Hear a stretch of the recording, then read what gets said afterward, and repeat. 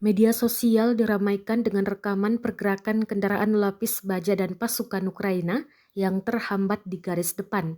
Hal ini lantaran cuaca yang buruk hingga lumpur di sepanjang jalan dan dalam parit Ukraina. Rekamannya beredar di Telegram pada Minggu, 9 April 2023. Dalam keterangan unggahan disebutkan, Angkatan Bersenjata Ukraina menarik kendaraan lapis baja ke depan, tetapi mereka terkubur di lumpur memperlambat serangan balasan ke militer Rusia. Cuaca mencegah musuh meluncurkan serangan balasan yang direncanakan, jelas narasi unggahan. Namun tidak dirincikan pasti lokasi dalam rekaman tersebut. Menurut perkiraan, mulai 14 April di Ukraina, hujan akan berhenti dan lumpur akan mulai mengering. Di lain sisi, pemimpin Chechnya, Ramzan Kadyrov, memprediksi serangan balasan Ukraina pada musim semi tahun ini tak akan mempan.